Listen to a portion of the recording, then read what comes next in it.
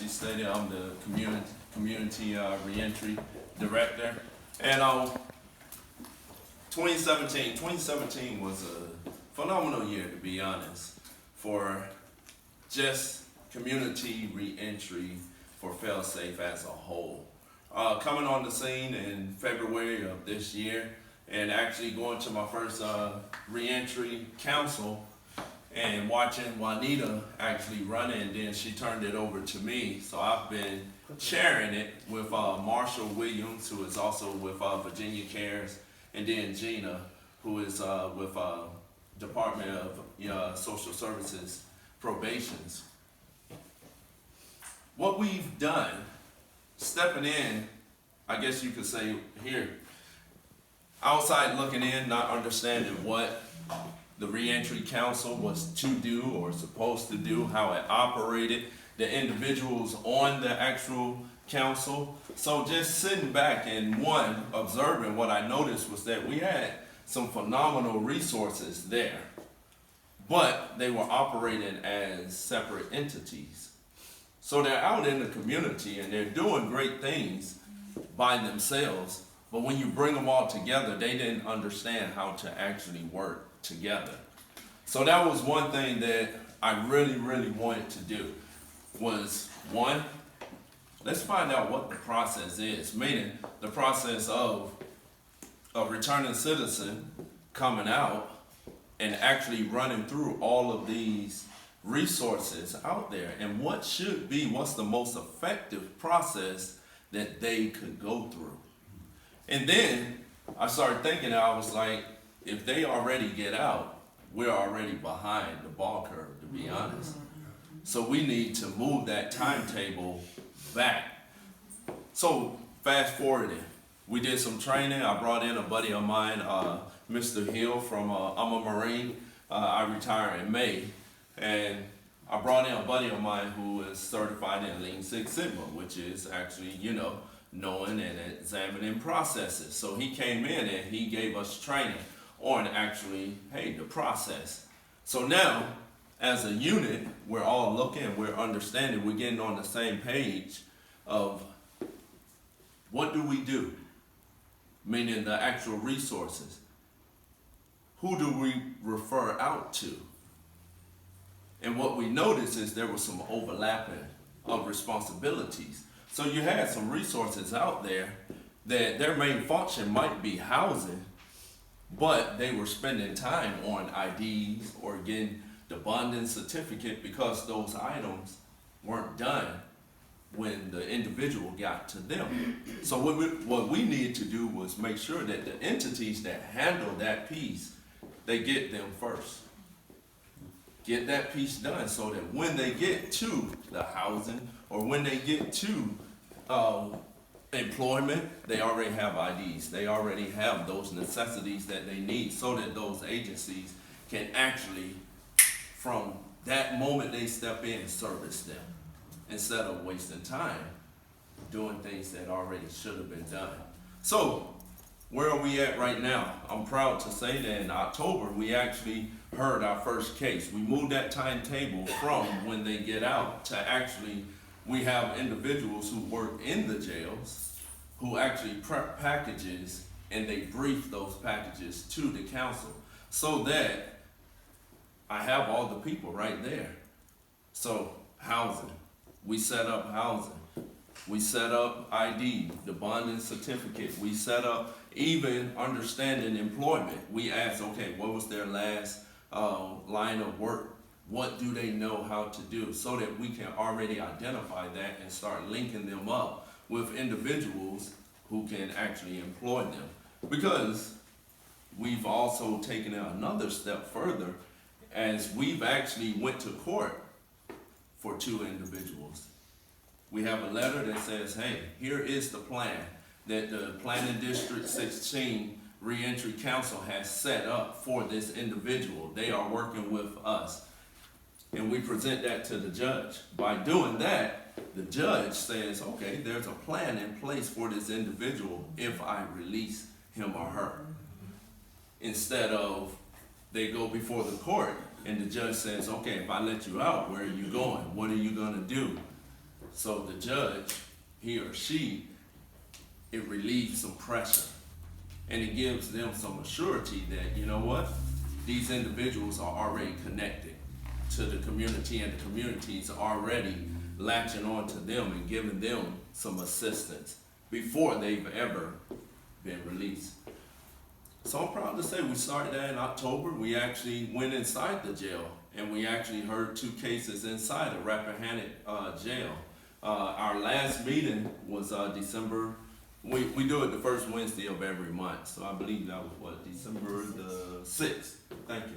December 6th, and we heard another case, and we actually went to court for that individual on December 4th, and they're going to go back to court January the 5th, but we've already set up housing for them. We've already set up medical care for them. We've already set up housing for actually 90 days for that individual. We're finding out the employment, what he did before, because here's what you have to understand. That individual was homeless, and he had a plan. His plan was, if you release me, I'm going back in. Because where else am I going to go? I know where I can go to get 3 meals, shelter.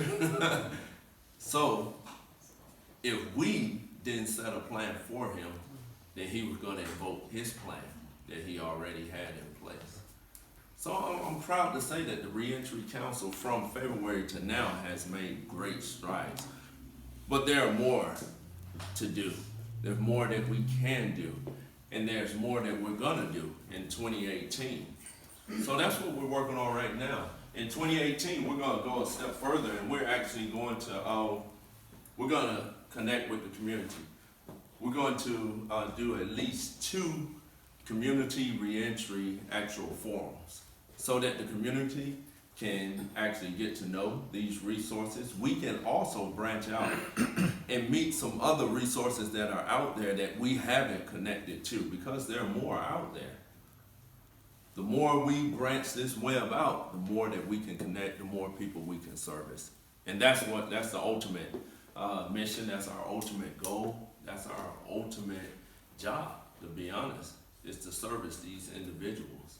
And the only way we can service them is we have to continuously grow our resources, grow the resources that we actually can tap into. So that's another thing that we're doing. Develop relationship and hear more cases. We want to hear more cases. We started this year, so let's push it to the max. Let's hear more cases. Let's do more. Let me see here. Oh yeah, here's another accomplishment that Juanita wanted me to mention. We actually got chosen by William and Mary graduate class for project managers. I mean, university. What did I say, Mary?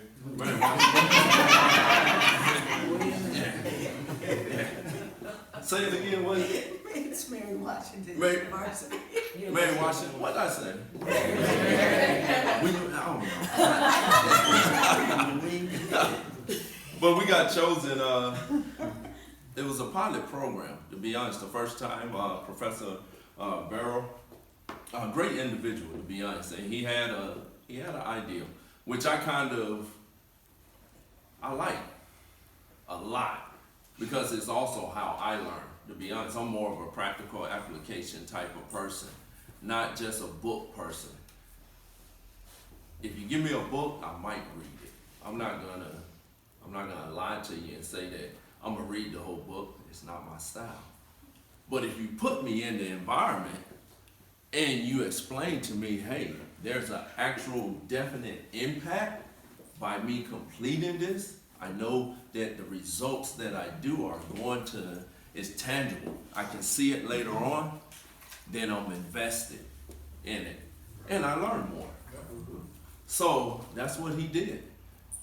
He put them to work. He found 5 nonprofit organizations. One of them was a for-profit organization.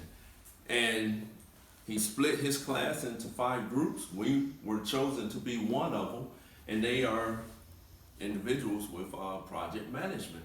That's what they're going to school for. That's what they do. A couple of them were actual project managers in their regular job. So you had all vast of education. And he said, hey, they need your help. And we definitely needed their help, to be honest. And this is the product that they gave us for the Center of Hope. And it's an actual guideline for us. It breaks it down for us. It tells us tangible numbers. It tells us how much it's going to cost based off of the information that we gave them. It tells us how many people we're going to need. It also tells us the different departments, sections. It breaks it down. And it's overwhelming. And I would say, without going through that process, probably in 2020, we wouldn't even be close to this, because we didn't have the experience. These are individuals. This is one where their passion is. This is what they do. And it was also their grade. So you know, so you know they wanted to do a great job. But also to have the professor. I mean, this, to be honest, this document right here, and we also have all of the tangible documents, because they gave it to us, the files and everything, so we can change it up as needed. But this, I would say, clearly, to be honest, is probably about close to $80,000 right here just to have this done.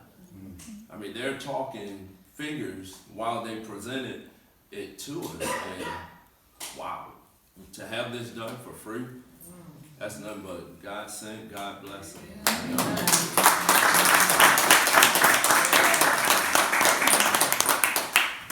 So I will wrap this up by saying that, one, I'm proud to have had the year that we had last year. I'm looking forward to the year that we're gonna have in 2018. And wherever God leads us, that's where we'll go. Amen.